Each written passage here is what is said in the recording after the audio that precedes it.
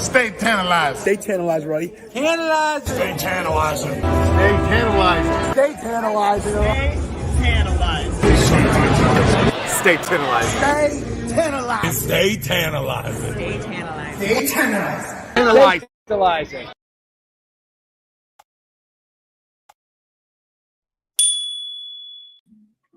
What's up, everybody? It's me, your boy, the Tantalizing Tony. I'm going to stop saying YouTube champ. I'll tell you why later. But, guys, ABJ's in the building. Anthony Blackwell Jr. What's going on? The Nothing. IC champion. I'll say it all day long. Well, you can say, no, see, I'm going to start saying see, here's the thing. I'm going to stop branding myself as a YouTube champion. The TWF YouTube champion. Yes, the Tantalizing Wrestling Federation YouTube Because champion. we're building that brand, not... Exactly. I'm with you. Well, listen, I've been saying it too. I am the TWF Intercontinental Champion. Uncrowned. To be presented uncrowned. Yes. So it will happen. I will win a ladder match like Sean did. Or you can win the title in Rio de Janeiro like Pat Patterson did. That's exactly how I'm gonna fly to Rio, probably Jersey, Rio Grande, and win it there. Yeah. So do you know the story behind that? How Pat Patterson got the title? Essentially, they said that a fake tournament happened that never happened. Right. So basically, the first Intercontinental champion is Pat Patterson. They said he went to a tournament and he won it in Rio de Janeiro, but they just gave him the belt and he defended it at the Garden, which is pretty smart. Yeah. I have a shirt that says Rio de Janeiro Intercontinental Championship Tournament. I was there. Like, I have a shirt that says that. That's awesome. Yeah. Well, thanks for being here. Thank you for having me. I think listen, I've been trying to tell people for a while, if you want to stand out and you want to get more views and more content, I think nobody is really locking down that post show feel. I think everyone's trying to fight for that live stream space, and I think this is a smart move. Yeah, listen, I'm gonna be a little tired, but we're gonna get through it fast. But first of all, what's up to the chat? Hit those likes right away, and don't forget to check out ABJ on his show, Anthony Blackwell Jr. Guys, at this point, I shouldn't have to put it in. Like, I mean, come on, you guys know, but I'm gonna put it up anyway. No, Nick, I'm still the YouTube champion. It's just that I'm the Tantalizing Wrestling Federation YouTube champion. Yeah. So there's a larger brand than just saying YouTube. Yes. We're trying to build our brand as well. Yes. There's the TWF like, will be a brand, like TWF like merchandise, TWF like TKO. Yeah, right. There's an umbrella now. Mm-hmm. So hit those likes right away. So before we get to what happened with Raw, did you watch all of Raw? Yes. Yep. 3 hours went by pretty fast, I think. It was good pacing. What good pacing? What did you think about the overall show? I thought it was fine. I thought it was good. What was the best segment of the night? Match segment. I really enjoyed the unveiling of the new tag team champions. Did you like the tag team titles? I think they're gorgeous. I love them. Have you seen the up closes them on WWE Shop? Yeah, I'm gonna put it up in a second. So but this is them. That doesn't do it justice. It doesn't do it justice. It doesn't do it justice. But I'm gonna get it right now for shop for you. I had them somewhere. Yeah. I had them. Yeah, here they are. Yeah, this is beautiful. Yeah, so there has these Pegasuses on them, and then I like that little bar between the title and the side plate, like that little. Me too. Into that, I like that little spot. The only thing on the title I can't wait to see the detail of it is the end cap on the title on the strap. That little tiny plate. I want to see what's on that. But on the leather itself, there is another WWE logo inside the leather, and then obviously those plates on the side will change. Interesting thing with Cody's title, his plates aren't on both sides. He left one say WWE and the other side says Cody. Well, you can change them any way you want to. You get two plates because I changed Michael's plates. He has rock plates on his. You can leave one in. It's up to you. Yeah, it's what you want to do basically. Yeah, but I like how they're making the W like it's still there, but it feels like it's part of the title. Like the other title with the giant W is it's a lot. It's a lot. And I think they're making these titles. Like I really hope that the other brand gets all new titles as well. I hope that Big W, like I feel like that Big W solidifies Roman. Like Roman's entire run was that giant W. And any color variant, if it was red, if it was blue, it was gold, it was black. Like that was the Roman era, and I feel like this new era that it should change. I agree. Look, titles are nice. My only issue with titles now is they've got this. Where is the People's Champion title? The one that Rock has. Maybe being that he's a heel, maybe they're not making it a public sold title yet. They've got it. It has the WWE logo on it. I know, but maybe he's just like, no one else can have it but me. Listen, man, they have. I being like a heel. The only concern I have with this, right? We did they, could you put that back up real quick? Yeah. So we did not see the tag team titles yet for SmackDown. Would you be pissed if the only difference between the SmackDown and the Raw ones was the inside color of those titles instead of being red or blue? No, because what I think is because since Bailey's title and Cody's title look the same with that gold, I think they'll make it like that. It'll make a tag team title that looks like the gold titles that Bailey. See, I hope those titles get changed, like those giant W's, and they go to a newer design. And then I hope the tag team titles represent those new designs that are happening on the other. Maybe a winged eagle modification. These give me a lot of. So this title here, like the world title, I don't know, like the actual world title, the one that like the new is what's on that. Are Pegasus on those as well? Hold on. I wish I could tell you. He has 500 titles. The guy can't find them all. Right, second right there. Yeah. Hell yeah.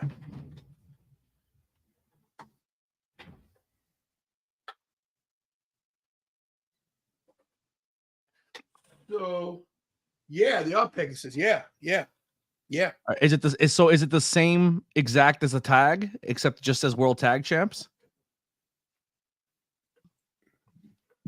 I mean, the W is small. It's bigger here. The W is bigger. It says World Tier. It's like on the circle. I get it. So, I mean, it's a modification. I would say the W on the tag titles is maybe this big instead of as big as this. Yeah. But the Pegasus, all of that is the same, except that one's all the way around, and this one has the ridges. Same thing with the women. Oh no, they're more. It is different. So I'm looking at it now. So they're more eagle Pegasuses with the eagle head. The world championship is more lion. Oh yeah. Wow. With an eagle on top. So they are different. It's the same vein but different. So they didn't just copy and paste from one to the other. So it does have its own standout. But it does have that, how we're saying, the Renaissance era. It does have that gladiator-ish. The style. gladiator-ish. Yeah. I like it. Oh, Steven Chambers says Rudum will make it 100% will make it just as quality, but cheaper on your pocket. And better, maybe too. True story. All right, let's get into. Listen, Kira decided not to have anything to do with this show tonight. She's legitimately. Hey, Lily, good to see you. She's legitimately upset. Rhea Ripley had to vacate the title tonight due to injury. And is it at work? Was she really hurt? Is she doing a movie? Did they back her into a corner where there's nobody to beat up? Conspiracy wrestling. This is kind of what we talked about on our stream as well. Kind of how I said with CM Punk being injured at Mania. I didn't buy that he was injured to the extent he was. I think it just storyline. It didn't make sense for him to be there, and he can still be involved, but still give people their time that have been there for the entire time. Rhea has stated she wants to possibly get married very soon with Buddy. So she wants to step away and do that. But, her taking a loss and stepping away doesn't help her. The women's division right now is in a situation where if whoever beats Mommy, it has to mean something. And I think if they would have rushed Liv to be the person to do it, I think it diminishes Mommy's character. So I think her being injured and going away keeps her protected, but then it lets everyone breathe. Who's gonna beat her? There's nobody's gonna beat her right now. You know what I mean? Who's gonna beat? There's one. Who's that? Charlotte? Woo! I don't know, man. The only believable one. I mean, the only believable one to me is Bianca, but she's on SmackDown. Bianca versus Rhea be a good match. Well, I'm keeping it brand Pacific, of course. And too bad Raquel Rodriguez is not cleared to wrestle, because I think they could have built her up. Hey, Rated R, how you doing? Good to see you, guys. Don't forget to hit those likes, please. Helps out. But yeah, devastating for any Judgment Day fan. Kira's upset. Dalia Pacheco's upset. A lot of Rhea fans are not happy. But look, it is what it is. I'd like to see. Who would you like to see with the women's title? Do you want Liv to get it? Would you like a Nia Jax to get it? Nia Jax put a lot of good work in. Yeah, I would. Who knows? Honestly, who knows? Where does this Uncle Howdy land? You know what I mean? And who does he bring with him? If he's bringing a newly debuted Alexa Bliss. Yeah, true story. So Charlotte's coming back off injury. She's always a contender that could be, because here's a story here. Maybe Liv wins. Charlotte comes back, beats Liv. Mommy beats Charlotte back for it. But not only does Charlotte beat not does Rhea beat a Charlotte Flair, but if I'm not mistaken, if Charlotte Flair wins this title one more time, she's at 16. Is she 15 or 14 currently? I think she's at 14. Okay. So this thing's gonna be 15. But whatever the case is, she's got a lot of titles. Yeah. But next week, new champion, so we'll see. Next week's the crowning. Yeah. Moving along. Well, so can I? I'm gonna make a point. Everyone's saying not Charlotte again. LOL. Here's my question. My statement that I made with Charlotte. Everyone's pro Cody, right? No one screamed nepotism when it's Charlotte, when it's Cody winning championships because he's Dusty's kid. But when Charlotte wins, it's nepotism because she's Rick's kid. And I just want to kind of squash that a little bit, or maybe change your opinion or change your mindset on that. Charlotte Flair works incredibly hard. She is the hardest worker, and she loves this business. She wants this business to thrive. And if you really think about the Flair name, it doesn't do her any justice. None. Her brothers have tried to carry that Flair name, and it's not an easy torch to cash. And not only has she carried the Flair name, but she carries it with excellence. She carries it with honor. Prestige. Ric Flair has destroyed the Flair name. Outside of the wrestling ring, he's not a good human. He's a drunk. He's I mean, it is. He's an alcoholic. He has clear alcoholic issues. Like, there's a lot of problems that Ric Flair brings to the name Flair. Charlotte is trying to reimagine the name Flair for her and her brother that unfortunately didn't have an opportunity to do that himself. So Charlotte's not only under a shadow of Flair name, but she's trying to make her own image under a Flair name. And it's a double-edged sword, and she works incredibly hard. There's not one time where you watch a Charlotte match where she phones it in. Never phones it in. She hurt her knee doing a move on a Monday Night Raw that most people wouldn't do. That's true. Yeah. That is true. Listen, I don't think that you can ever say that Charlotte Flair hasn't earned everything she's gotten. She's a beast. She's a beast. I think a lot of people just are tired of her. I'm not. I think she makes the women's division better when it's there. I agree. I definitely agree with that. It doesn't hurt. It does not hurt the division. No. Speaking of comebacks, because Charlotte will be coming back soon. What about Sheamus tonight coming back? I'll tell you what, man. I think a lot of people who are thinking maybe Sheamus would be a guy leaving the company. Maybe Sheamus is a guy that would be not re-signing and not only did he look happy to be back, like he came back. I've never seen a guy with abs and still a tummy. That was weird. You know what I mean? Like, he's still in great shape, but there's a weird look.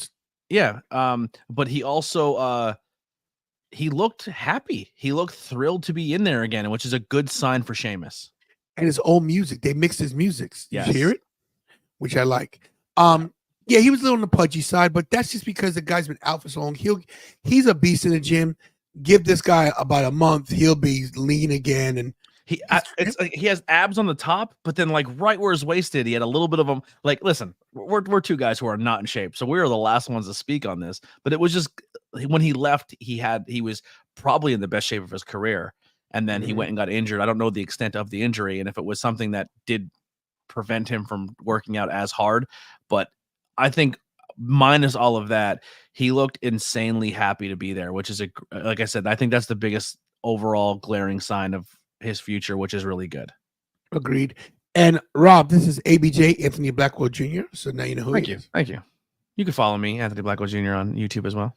Yeah, we'll pull it up soon. So yeah, I think Sheamus did a good job. Listen, his first test against Ivar, that's crazy. And then he did the top rope. The white noise from the top rope. Jesus. You guys are a beast. Dude, how about Ivar? There's a guy, tag team partner's injured. Usually when you're a tag team guy, you get pushed off TV. This guy's been putting on awesome matches with everybody. Yeah, he's killing it. Ivar's killing it. Hopefully, when his partner gets back, it helps the tag team. It helps them out, you know? Yeah. Keeping them relevant. I think Sheamus, I still do think that Sheamus is on his last run. Of course. And he's 46 years old. I think Drew's going to be the one to put him out. Listen, they're good buddies. Yep. Do you think before Sheamus leaves, he gets the IC title? It's the only thing he hasn't done. King of the Ring, Money in the Bank, Royal Rumble. He's done everything. He's a Grand Slam champion. No, he's not a Grand Slam champion because he doesn't have the IC. The IC makes him a Grand Slam. He's got to get it. Well, I don't want to bury the lead in case. I mean, we all watch this as a post show. So now that we're looking at as if Sammy has a contender now, that's a heel, and Sheamus is your baby face. Maybe we see something there. Yeah, we'll see. It depends how long he has on his contract. Yeah, I'm pretty sure. And how much he wants to resign for. He's a Triple H guy. And yeah, Nick, we will have SummerSlam, draft predictions at some point. Mm-hmm. I'm gonna tell you right now, I looked at this as the matchup. I wasn't looking forward to it. I was quite surprised. It was a good match. Yeah. That Maxine Dupree has been putting the work in. Nice cradles, nice perfect plex early in the match. You know? And I guess we're telling a story here between Candice and Indy. I guess Indy now has come over to Candice's dark side. I'm like, hey, what the hell, you know? Mm-hmm. Which is I good. think I'm gonna be honest. Candice is amazing. If you haven't seen Candice on the independent scene, she's a psychopath. Like 20 years, she has no problem going full color. She'll do death match. She'll do anything you ask her to. But when I look at these four in this graphic, there's one in this graphic that is glaring to me that is going to be a mega star, and that's Indy Hartwell. What? Yes, Indy is going to be a mega star. You think so? I mean, she's a former NXT Women's Champion, but I think she has a lot of intangibles. I think her charisma is through the roof. I think she has size. I think she has height. I think she fits this new model of this style superstar that we're building. I think Indy's going to be a big deal soon. I think Ivy Now's the breakout star here. I think she's incredible.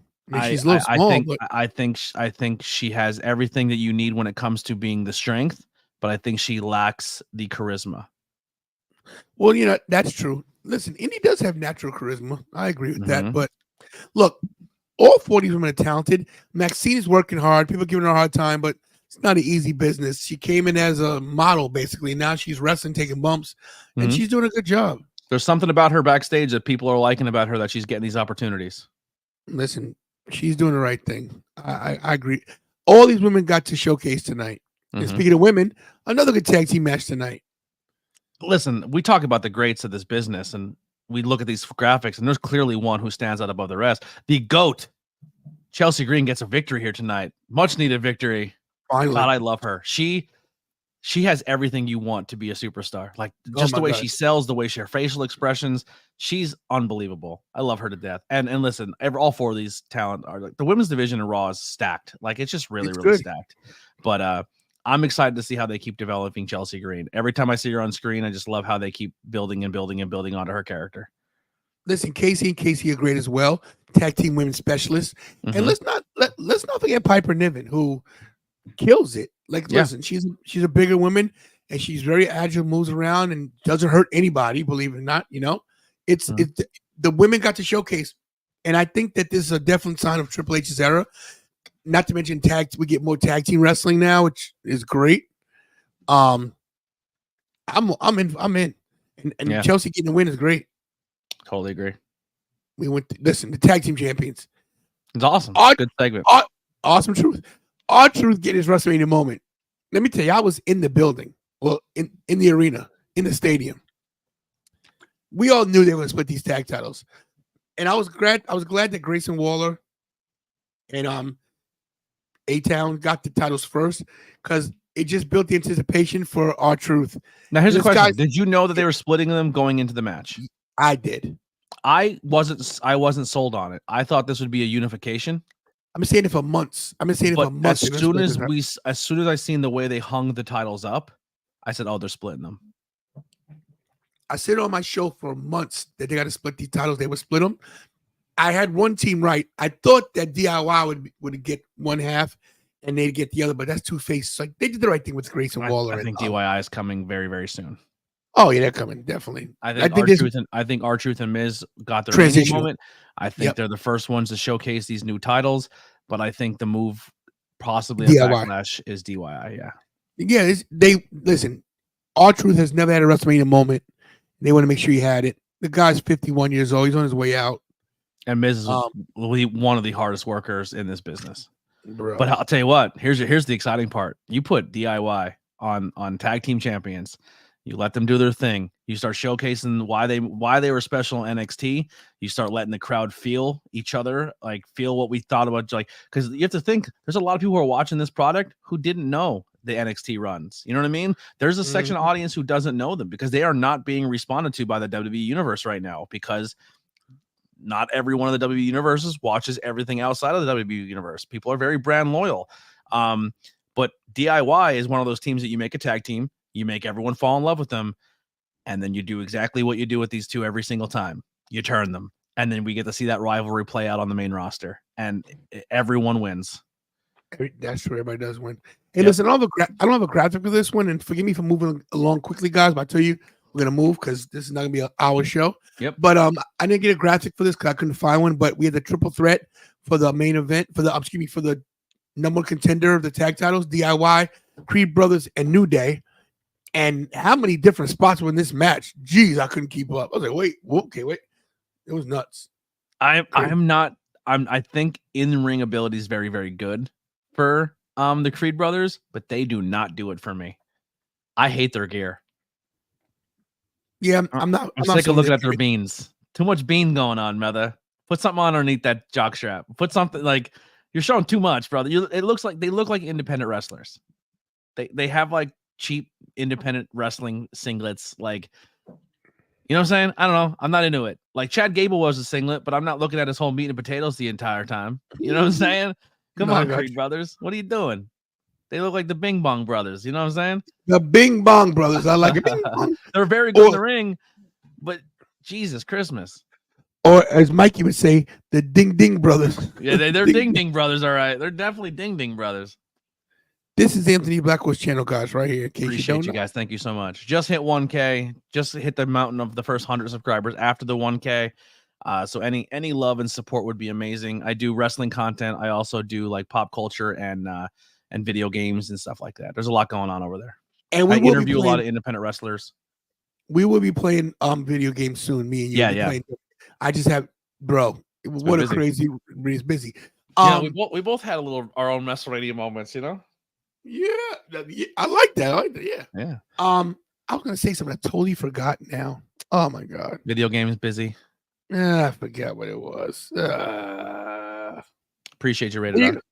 There you go. The Rated R superstar. If you met Tony while you were in Philly, if you're in the Philly area, I'm also a PA boy as well. There it is. I really want to say something. I forgot what it was, man. Anyway, guys, please hit those likes. You know, also an independent wrestling commentator as well. So I do commentary for shows. He's a jack of all trades. He does. I try to do it all. Production, commentary. I do my best. So DIY gets the win, which is good. And I think they dropped it. I think they get the titles of Backlash in France. I do too. Which would be great. Kira was, like I said, not doing good tonight. Andrade beats up on Dominic. Great match. Great. Dominic is, man, he's the GOAT right now, man. Mm-hmm. He's really doing. Another person who has got out of their father's shadow. Yeah. Got out of his father's shadow in one aspect, but also putting himself in could have been his father's shadow in another aspect. Yeah. Like he's leaning into this Eddie Guerrero bit, and he's doing Eddie justice. And we've only seen the tip of the iceberg here, because as soon as him and Rhea lean into that, this whole heel baby face characters, where they realize they're being cheered regardless, but then the crowd goes from booing him to loving him, and he can still cheat and be a dirtball and look like and lean like it's gonna be magical. It's gonna be China Eddie all over again, but 2.0. Oh, 2.0. How about Andrade being back too? Andrade being back is great. Love Andrade back. He's a better fit in this system. Oh God, what a waste of AEW. Yeah. I think Andrade and Ricochet is a good team. It sucks, man. They're trying to find so hard to put Ricochet in a spot, and it's just like let Ricochet be Ricochet. Like, it's not a hard guy to sell. I don't know why you're struggling so hard. Because he can't talk on the mic. I think they got mic issues with him. I don't know why, but just have his girl talk. Agree. Put Samantha Irvin with Ricochet. That'd be great. With his personal ring announcer. You know what I mean? You know what I hate? I hate this, but I truly feel there's a little bit of truth to this. If Ricochet was not dating her, I think they would have released him. You think so? I do. I really do. Like, he's not because he's bad. He's one of the best wrestlers in the world. Like, he's really, really good. But they just can't seem to find a spot for him. And people who have done less have been released for less. But I think they're in a situation now where I think Triple H realizes that there's chemistry, and I think keeping Samantha Irvin happy right now, because she's like, let's be honest, she's part of the show now. She's a big deal. She's Pat McAfee level part of the show. And if she's not happy, that's someone you keep happy. And a way to keep her happy is keep the person she's with alongside the ride. Look, I think they're going to find a spot for Ricochet. Look, Ricochet's he's not a future world champion, but he get the IC title back eventually.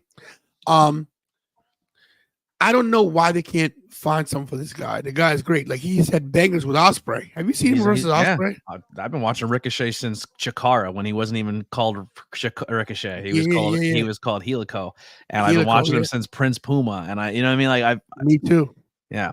Listen, when he came to NXT, man, he was a big deal, man. This guy's a former North American champion. Let's not forget that. He does need a mouthpiece. Listen, I love MVP with him. I'd love to see Ricochet go heel and have the MVP. You know? Cody Rhodes tonight on Raw, maybe one of his last times for now. It was said in the chat. I kind of want to call some attention to it. During one of these segments, we got on the way down to the ring for, I believe, the Dominic Andrade match. We got a QR code. Did you check it out? Someone put it up on Twitter. I missed it. So the QR code was a photo of a man it's on Twitter. If you go to hashtag Raw, it's definitely on there. But it was a man with a light behind him, casting the shadow of a bird in front of him. And then it was like a video of I'll just try to find it and help you out here and make it faster. But the video was kind of like a TV static thing, and it was like it kept saying we and like yous didn't want us and all this stuff. But then it led into this to me, it seems like they're calling to two people. I think because there's two different symbols. There's this bird, and then there's this it's like a circle, but with like a cross. It's like a weird symbol thing that they got going on, and so I think it's gonna be Alexa and Bo Dallas. I think that's what essentially we're gonna probably get here. I don't have the link anymore. I apologize. Is this on? Let me see if this one was. Let me see. Matt Hardy posted the QR code. I did not know that. That's interesting. I don't think Matt Hardy should be involved in this story. So like, if you're an old school tantalizing Tony fan, you've known I've been very critical of Bray Wyatt and this character. I love Bray Wyatt as a person. His character and everything that was about his character was always under the guise of they didn't know how to lock down the story. Like, there was too much with the story. The story always continued. It was all fan theory, and we never really got ideas of what this should be. I like the idea if Rowan and Braun are involved with it. That sounds cool. But I think at the start of this means more to Bo. Bo was unemployed. And Bo is carrying on a tradition now that he's not only getting himself a job again in the company, but he's carrying on his brother's legacy. But this brother's legacy is also going to put food in the table for Bray's family. Because if you don't think that everything that merchandise sells with this Captain Howdy is not going to go proceeds to his family as well, you're crazy.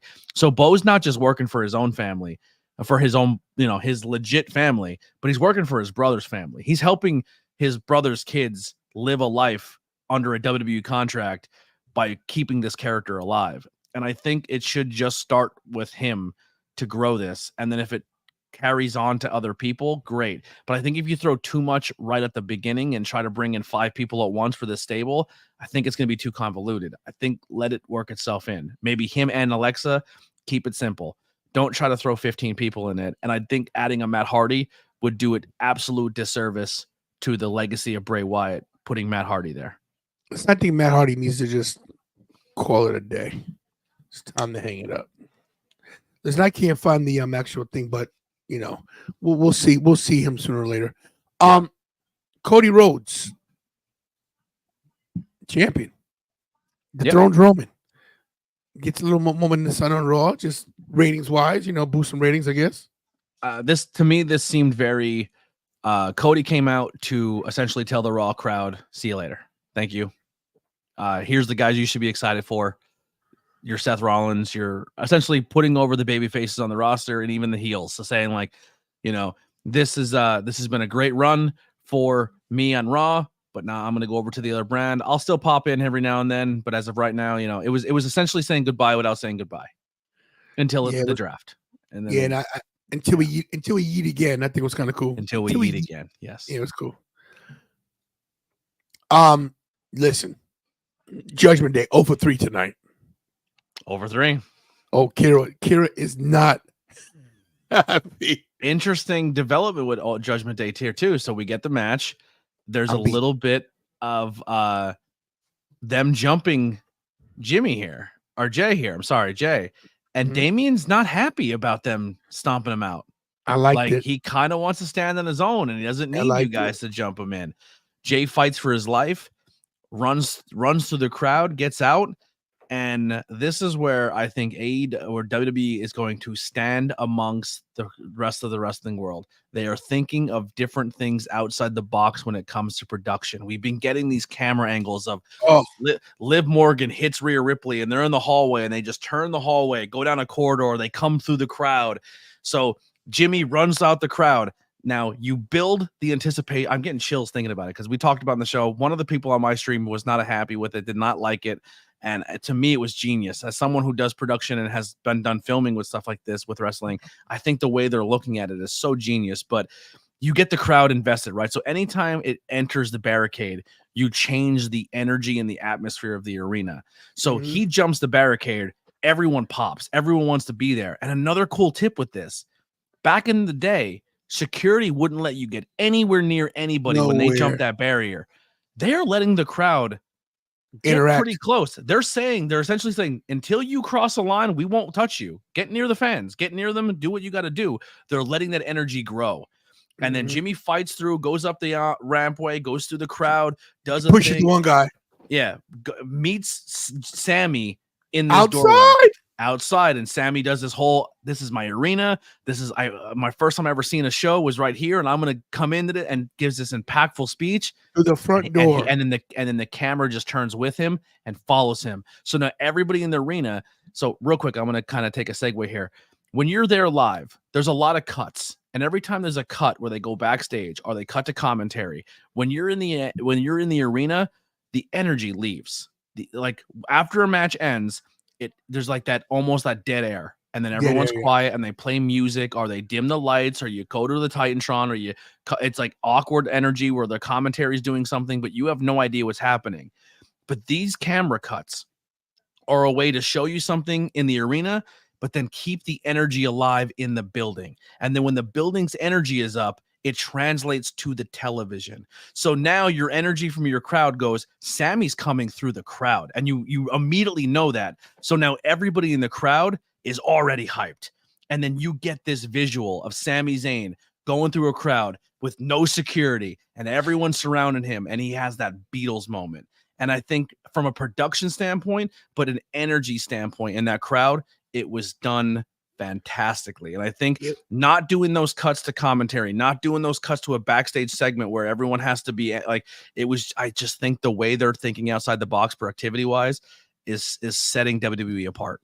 It was perfect. It was what you want to see as a fan.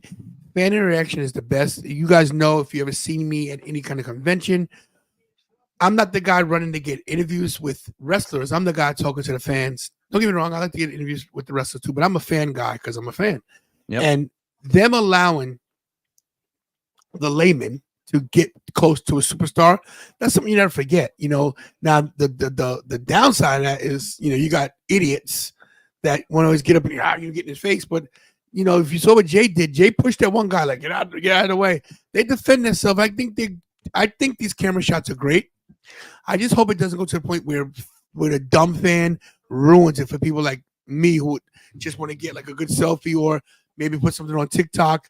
But don't get these guys. Let them keep moving. Don't stop. Don't impede their progress. Let them get to where they want to get to. I think it was great. And then we get to the match. And, of course, Sami gets the hero's welcome, comes out first, and then Chad Gable gets booed. And these two put on a clinic. So here's an example of that camera cut as well. Right before he hits the curtain, Bronson says something to him, and they cut away, and they do the wide shot of a really overexposed lighting of the rampway, and you don't even see Chad come out of the ramp. I would have kept the camera on Chad, and I would have had him follow him out, and I would have had the camera backing been Chad's shoulders, looking at this Montreal crowd and feeling the energy he's in hostile territory. That's how I would have shot that shot. And then I would have panned the camera back around and then got him coming to the rampway. Because the structure of wrestling has always been match, cut away, commentary, cut back to the entrance ramp, music plays, wrestler comes out, entrance, match, cut to commentary, and our cut to backstage segment. And we've gotten used to those cuts and we got used to the structure.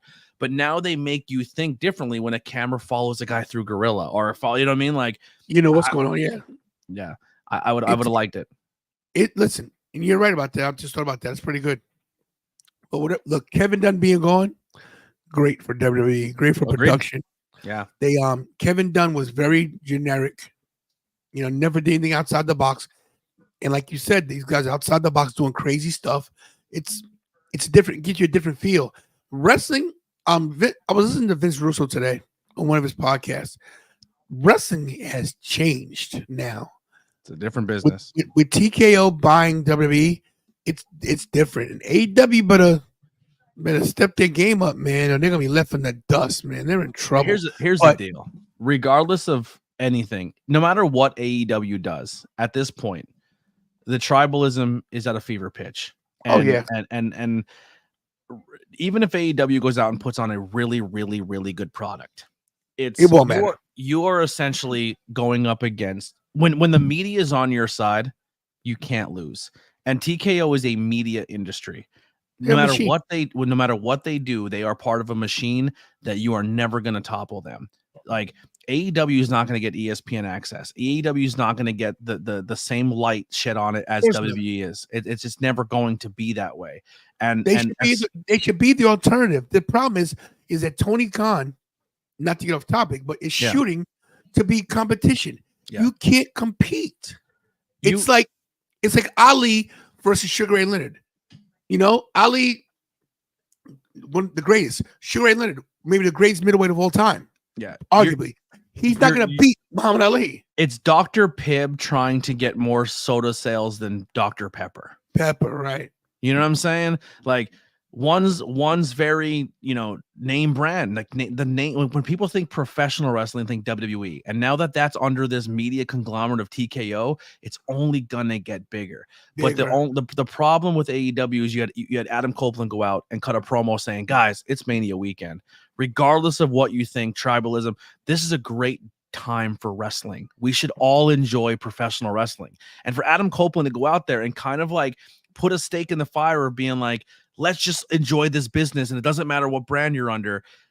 when AEW did that, I was like, that's great. That's what we need. We need that. And then the very next week, TKO is putting like Tony Khan's putting like, go out there and cut this promo, say everything negative about them. It's like, did you need to do that? Like you're punching at an object who doesn't care you exist.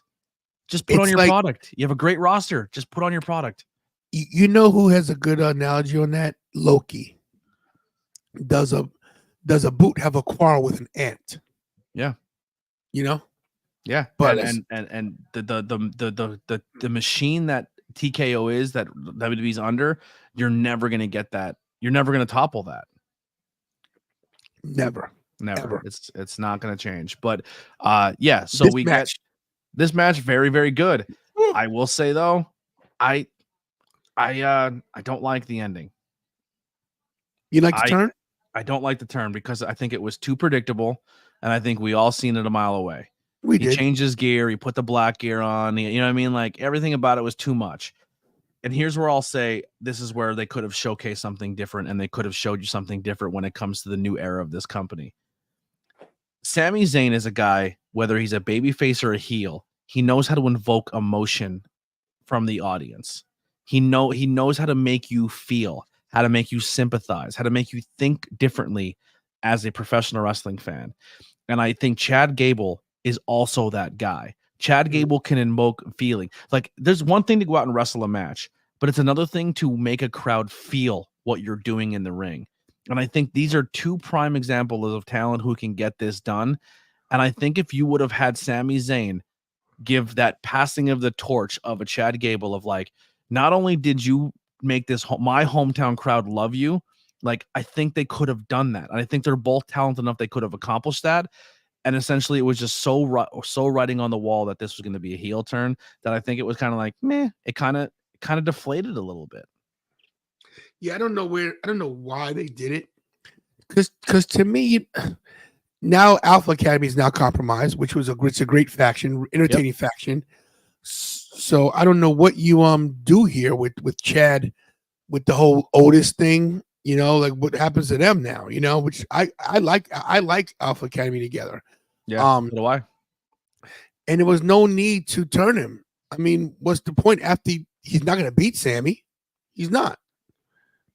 He's not the guy to take the title from Sammy. Yeah, I don't think it does. I don't think it does the stable he's in justice, and I don't think it does him justice being a heel at this point in time. Yeah, neither do I. What do you think as a whole Raw was?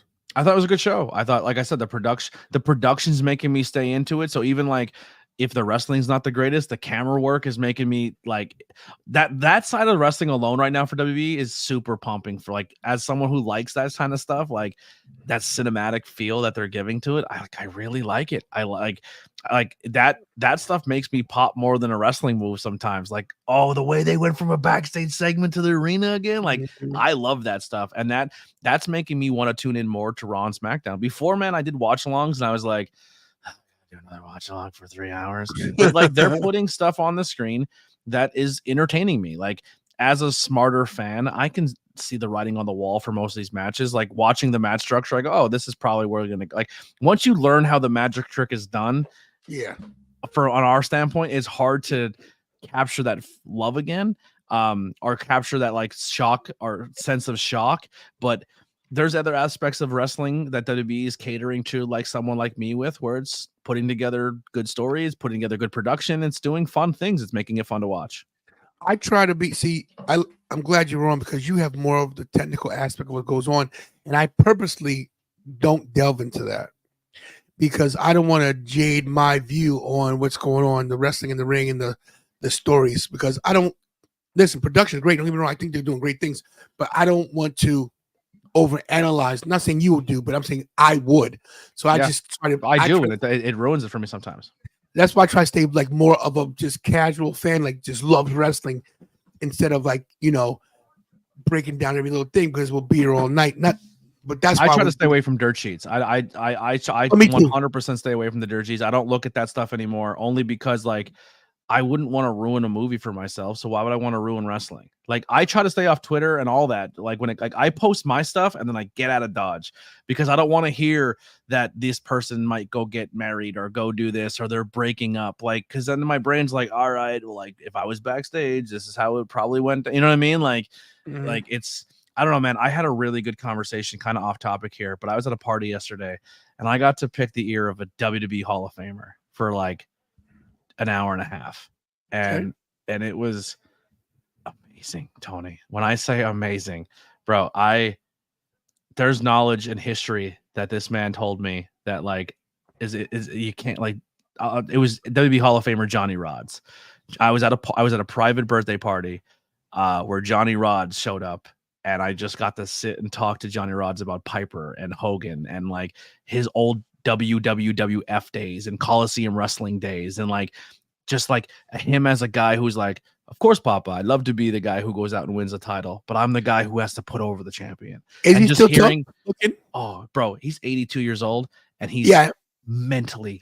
I haven't seen him in 30 years because when I first started wrestling, I went to his gym. Gleason. And he stretched it. Yeah, he stretched me. Yeah. Goddamn right he did. He talked about that too. He's like, bro, he's a mind to talk to. Like, and I'm so grateful I had that conversation. And the guy, so essentially the guy that he trained to then be his trainer, Cowboy Billy Walker, who he had a private birthday party and said, I need you to be there because I want you to meet my mentor. Like, this is a guy who I'm a commentary dude, man. I have no business. I've never been in that ring, but I've earned the respect of Billy Walker in my industry, in my role, that he's like, I need you to meet Johnny. Like, that's I don't take that lightly. You know what I mean? And just and then to have that conversation with Johnny Rodz and to hear like his perspective on the business and then kind of put it in the same aspect of, because I want the same respect, even though I've never stepped between those ropes. And the fact that people do give me that respect who's never been between those ropes, you know, like who have been in the ropes and are Hall of Famers, but treat me as an equal as a commentator, like it's massive. It's huge. Yes, bro. You're talking to a guy who you have to realize something, man. I used to run up the stairs at the Manhattan Center to get front row seats because it was first come first serve. A Raw ticket was $20. We'd wait online from 5 in the morning. 5 in the morning. Tickets went on sale at 12. I'd be the first guy online, me, Vladimir, the guys. Once you get your ticket and they open the doors at 7:30, you got to run up 10 flights of stairs at the Hammerstein Ballroom. 10 flights of stairs. First come, first serve. And these are people like I'd see like Jerry King Lawler, you know, sitting there commentary, you know, sitting. Like if I was at a Raw, old days, you were there when Bobby was still main it. Like Bobby Man and Vince were commentary team for the first couple of hours. Yeah. Listen, I've rubbed elbows with these guys, but never got to talk to them. Now, you know, I got to see. I was there when Mark Henry beat John Cena up in Philly, and now Mark Henry says, "Yeah, tantalizing Tony, he's a great dad. You know, great. You know, puts me over, bro." Tonight, I'm talking. Lance NOI comes into the chat and starts talking about, hey, man. That guy's on TV, so I'm telling you. Well, you heard about the chops I took, right? You hear about this? Yeah. Yeah, I lost the footage. I risked the footage accidentally, but Alicia I'm sure Fox, he'll chop you again. I'm sure he'll have no problem. I don't want no more smoke. But he was in the chat, and I was like, yo, one of Samoan Dynasty is in my chat right now. It's like, it makes you feel like, yo, they respect me, so I know when you met Johnny Rodz, you're like, this is incredible. So congrats on that, bro. Yeah, dude, I have people on Johnny Rodz's like that he trained that were telling him like, bro, we request him at companies to do our commentary because he gets what we're trying to do as a in this business, and he's so like they're putting me over to John. Like it was fucking awesome, dude. I'm sorry, I mean to curse. It's awesome. Okay. But it's after 11. It's cool when you kind of can break that barrier a little bit, you know. But like just to kind of give you good context, like Dreamer, the Dudleys, like Big Bill, Masha Slamovich, like they all came from Gleason's gym. Like they're, you know what I mean? Like he's no joke. Taz, I think Taz is a Gleason's gym guy too, isn't he? Yeah. Sean Ross Sapp and Denise. Yeah, listen, let me tell you something about Denise Salcedo, okay? She ignores, no, I'm joking. The show us is great, as well as Denise. Before we go, I want to say one thing personal. Chris Van Vliet messaged me and said, congrats on 10,000 subscribers, which is That's pretty awesome. Yeah, good job. awesome. I love Chris. What a nice guy. He's awesome. I gotta get out of here because I gotta go to bed. But listen, I love this post show idea. The only one I wouldn't be able to do is AEW because my boy Raz does a post show and I join him. But if you keep doing these, man, I'll be here every time. If it's an excuse for us to get on camera and banter, I'm with it. I love collaborating and working with you. And people seem to also like us together. Listen, we're a tough team, bro. You put us together, TWF champs for life, baby. I wish somebody would see us that actually has some clout in this business that would give us a freaking chance because we deserve. We'll be we don't need. Listen, we have come from the undesirables, and we will soon be the undeniables. We will be. Here's the thing. I just talked to Bobby Rassels about this because Bobby Rassels has people calling the show, and I'm gonna set up calls in the next month or two. We will be having callers call in, so I'm doing that as well. I usually just say I put my link out there, but the only way I'm bringing you into the stream is because here's the thing with the calls, and I'm just going to put this out there for you instead of going all this rigmarole to do this like a call in, because anyone can call in and put their voice on here and say some dumb stuff and get you demonetized. I'll put you on screen and you can come ask your question and say what you have to say, but know that after your question's done, you will be removed and all that. But you're putting your face on camera. So if you come up and say some bogusness, your face is on there. You're not hiding by the amenity of a phone call anymore. Next time you say you're a tough team, don't listen. I always I had really bad chap lips for a bit there, and I was in the cold, so I'm consistently working on my lips here. Guys, for you, buddy. It's Tony time. I'm Tony Storm. It is Tony time. It's Tony squared. Guys, this is Anthony Blackwell's channel. The link's right there. It's Kevin Owens' twin brother, guys. Come on. Oh, my Kevin Owens shirt should be coming in the mail soon. I can't wait. I got that awesome. ECW one. Yeah. Oh, nice. All right, listen. I'm getting out of here because I'm tired. But guys, we'll be doing more, of course, more post shows. We'll probably do Friday for SmackDown. So just stay tuned. We're doing some more stuff. What's my favorite match segment night? My favorite segment was honestly Rhea dropping the title. Not that I wanted her to, but I think she did it well. And I think that builds, I think this makes her even stronger because she wasn't getting beat anyway. Who did she beat the whole time she was champion? Not that many people because who was there? Now you get her out of the limelight, let her do her thing. Let somebody be champion. She come back and get it back. You know? Thanks, guys. Anything in closing, bro? If you head over to my YouTube channel, there's a link tree. In that link tree is all my social medias. Go give me a follow on Instagram, social medias, all those places. But we also have a Discord. If you want to continue this conversation immediately following this, I'll be over in my Discord. There'll probably be a group of 15 of us in a voice chat, probably talking till 2 or 3 o'clock in the morning. So if you want to come hang out, so that little robot right there on top, scroll up, see that little robot next to the Snapchat thing. If you click that little robot, all those icons that are there, like right there, that little robot, you click on that, it'll bring you right into Discord. It's an easy download, it'll bring you right in. So come on into the Discord, come hang out. I'll be there immediately following this show. It's a great place to talk wrestling and movies and comic books and a bunch of nonsense, and we have a really cool community. Tantalizing Tony's Discord will be coming soon once we have time to sit down and build it. Listen. I'm very cool with my audience, man. Like, it's not, you don't just see me when the camera's on. I put a lot of work into getting to know everybody on and off cameras, and it's a process, but that's where we're going to be after this. I hate the fans. I'm joking. This guy has too much family and too much going on. He can't do that. You know what I mean? This guy's busy. Guys, it's tough. Guys, thanks for watching. I'm going to bed. Got to work tomorrow. But Blackwell, thank you so much. Appreciate you guys. Always. Thank you for having me. You know the spiel, guys. Hug your family members because you're not proud tomorrow. Not in Blackwell's case. Pray because, he does his little thing, but whatever. And as always, do we all do best? And all I have to do is myself because Kira's not here. I got to find the outro. There it is. Do I do best? And that's stay tantalizing. Good night, ABJ. Love you, brother. There it is.